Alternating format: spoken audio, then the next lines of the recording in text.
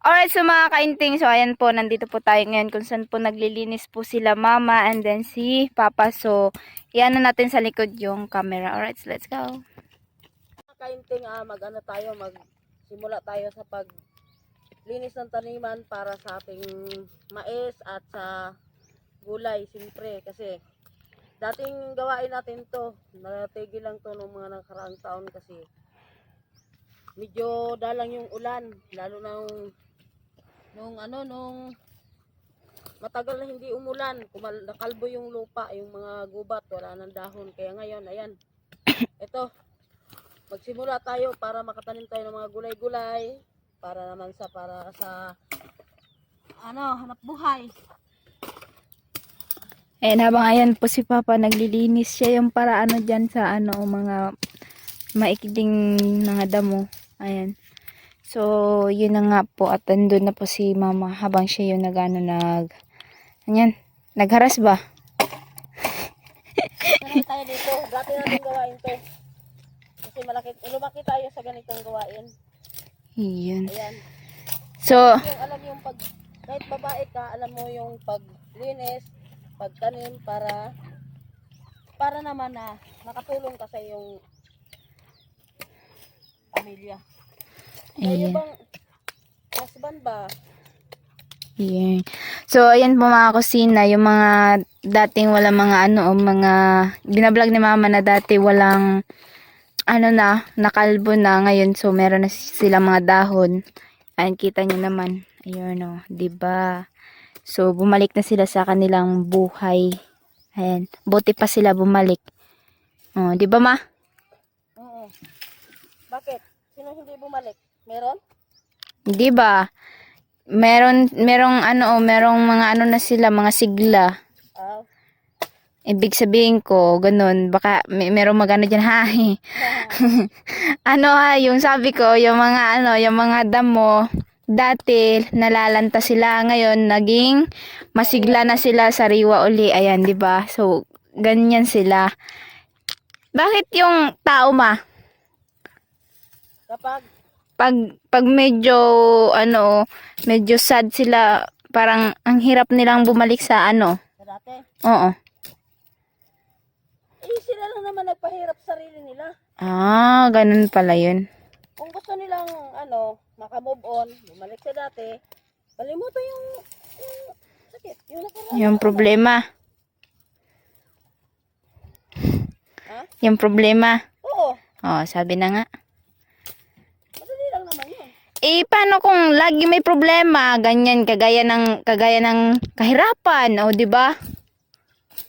Kung nahirapang huminga, Alis yung, Excel.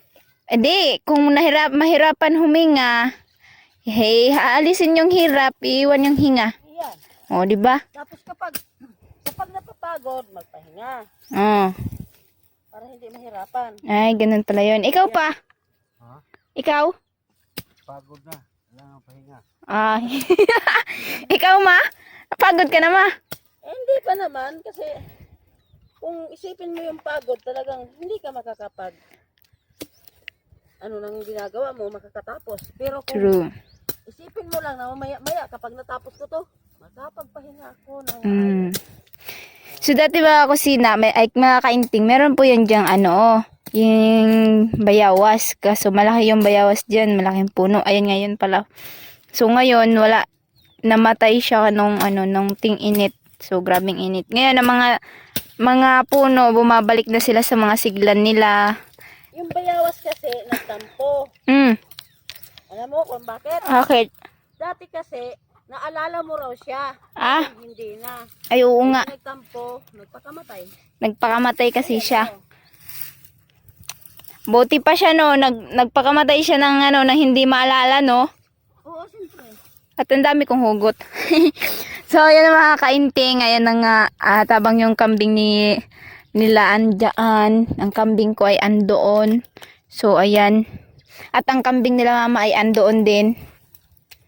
So, meron na silang pagkain kasi bumabalik na sa sigla yung mga puno, yung mga damo. Kaso nga lang, yung mga damo, binubunot nila ni Papa ngayon. Kasi syempre, tataniman ng mais. Kasi kahit papano may pananim na mais at mga gulay. Ayan. So, Pero mga kainting, may tanim na talaga kami na mais. mm. Ay, pagkatapos namin ito, mag-ano naman kami, maglinis naman kami doon sa tinaniman na mais kasi tumubo na ganyan na. Pero abangan nyo sa vlog ni Kusina, andun yung sa vlog ni Kusina, yung pagtanim namin ng mais. Yeah, kalahati lang doon na vlog ko pero bago ko yun ni upload, i-update ko yun na tumubo na, o, 'di ba? Isabay ko na doon. So yun na mga kainting, oh, yun na. So, right, abangan nyo na lang ang mga gagawin nila. Bye-bye.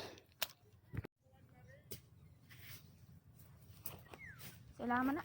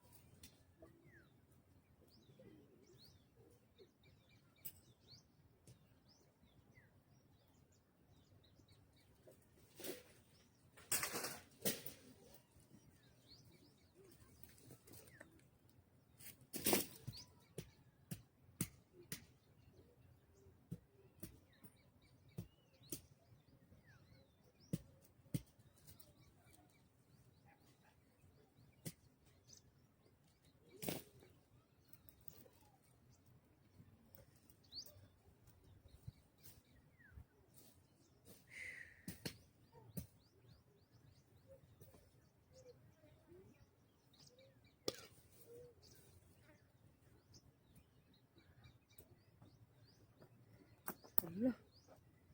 Napakmit na di akong kamot, oh. Hala. Oh. Napakmit ang kwan. Ayan.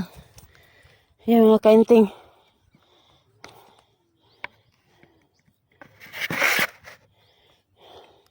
Ayan kamay ko, oh. Na baklas yung balat. Hindi ko napansin na ano. Tanggal doon sa ano ata sa mga kahoy na hinihila ko. Binubunot ko. Ay, nilinisan ko kanina. Tinambak ko lang yung ano, yung damo sa tabi. Yan si Kainting. Uwi muna kami kat bibili kami ng ulam. Walang ulam eh. Hindi tayo kumain ng tanghalian, Kainting. Wala tayong ulam kanina. Dapat bili tayo ngayon. Yan, bukas naman yan. Bukas umaga, tapos yan. Hapon tanim na tayo sa mais. Ayan.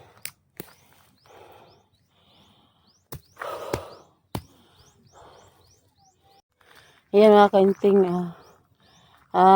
pasensya na mga pala, natagal kami hindi nakapag-upload. Gawa ng medyo talaga, mahirap yung panload. Ayan. Ngayon naman at syempre, update tayo. Minsan, nagpapalive na lang kami. Shout out nga pala sa mga mga kaibigan, mga kakilala namin dyan sa iba't ibang bansa, iba't ibang lugar. Sana hindi kayo mainip sa amin at hindi kayo magsawa sa amin sa paghintay sa aming mga vlog. Thank you nga pala at shout out. Kumusta po kayo? Na-miss namin kayo. Kaso nga lang naman ito mahirap talaga.